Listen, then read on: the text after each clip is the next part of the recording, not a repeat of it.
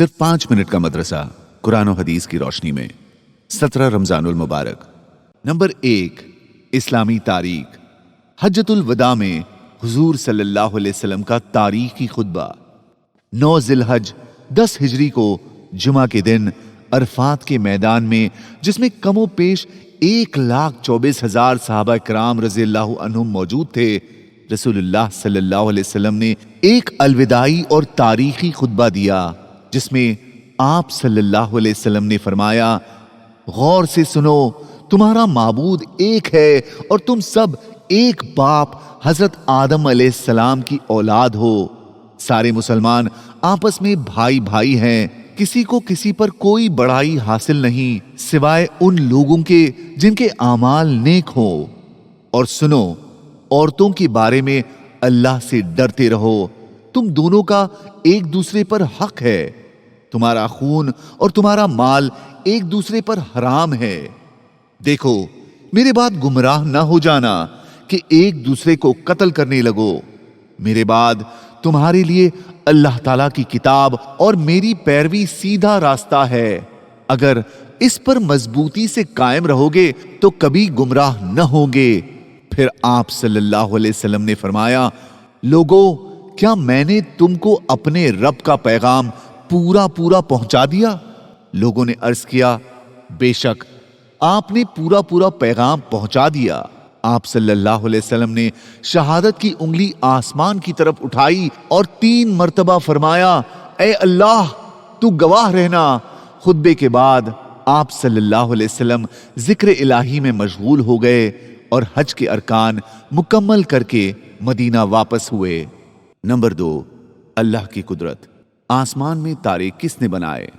रात के वक्त आसमान में अनगिनत तारे झिलमिलाते हुए नजर आते हैं, जिससे आसमान बहुत खूबसूरत नजर आता है। इंसान रात के वक्त खुले आसमान के नीचे बिस्तर लगाकर आसमान के सितारों को देखता रहे, तब भी उसका जी न भरेगा। हमें अल्लाह ताला की कुदरत में गौर करना चाहिए कि उसने इन सितारों को कितने अच्छे निजाम के साथ जोड़ रखा है। ना तो आपस में टकराकर खत्म होते हैं, ना तो जमीन पर गिरकर जमीन पर तबाही फैलाते हैं। ये अल्लाह ताला का बनाया हुआ निजाम है, जिसने हर चीज को ठीक ठीक बनाया है।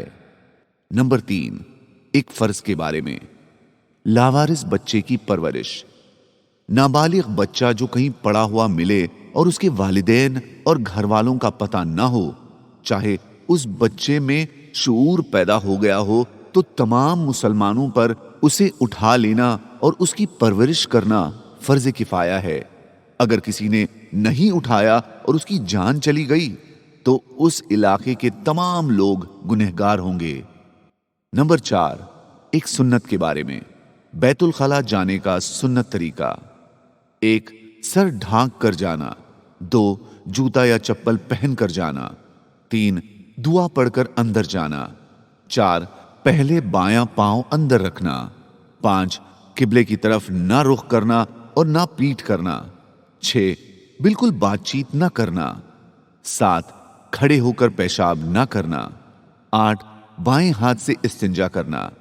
9, इस्तिंजा के बाद मिट्टी या साबुन वगैरह से अच्छी तरह हाथ धोना। 10, दाएं पांव से बाहर आना। 11, बाहर आने के बाद दुआ पढ़ना। नंबर 5, एक अहम अमल की फजीलत। कौन सी दुआ अफजल है? रसूलुल्लाह सल्लल्लाहु अलैहि वसल्लम से दरियाफ्त किया गया, कौन सी दुआ अफजल है? आप सल्लल्लाहु अलैहि वसल्लम ने फरमाया, आदमी का अपने लिए दुआ करना।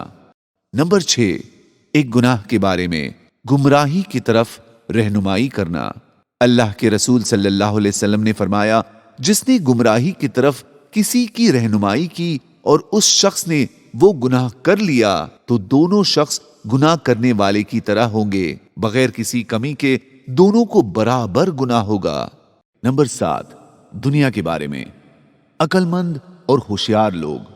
एक शख्स ने रसूलुल्लाह सल्लल्लाहु अलैहि वसल्लम से पूछा, ऐ अल्लाह के पैगंबर, बतलाइए कि आदमियों में कौन ज्यादा होशियार और दूरंदेश है? आप सल्लल्लाहु अलैहि वसल्लम ने इरशाद फरमाया, वो जो मौत को ज्यादा याद करता है और मौत के लिए ज्यादा से ज्यादा तैयारी करता है। जो लोग ऐसे हैं وہی لوگ دانشمند اور ہوشیار ہیں۔ انہوں نے دنیا کی عزت بھی حاصل کی اور آخرت کا اعزاز و اکرام بھی۔ نمبر 8، آخرت کے بارے میں، جنت کی نعمتیں ہمیشہ رہیں گی۔ رسول اللہ صلی اللہ علیہ وسلم نے ارشاد فرمایا، جو شخص جنت میں داخل ہوگا وہ ہمیشہ نعمتوں میں رہے گا، کبھی اکتائے گا نہیں اور ہمیشہ رہے گا، کبھی مرے گا نہیں۔ نمبر 9، طب نبوی سے علاج، برنی کھجور سے علاج۔ رسول اللہ صلی اللہ علیہ وسلم نے فرمایا، تمہاری کھجوروں میں بہترین کھجور برنی ہے اور وہ ایسی دوا ہے جس میں کوئی نقصان نہیں۔ نمبر 10، قرآن کی نصیحت، صبر کا دامن ہمیشہ تھامے رہو۔ قرآن میں اللہ تعالیٰ فرماتا ہے، صبر سے کام لو، اس لیے کہ اللہ نیکی کرنے والے کا اجر ضائع نہیں کرتا ہے۔ جزاک اللہ۔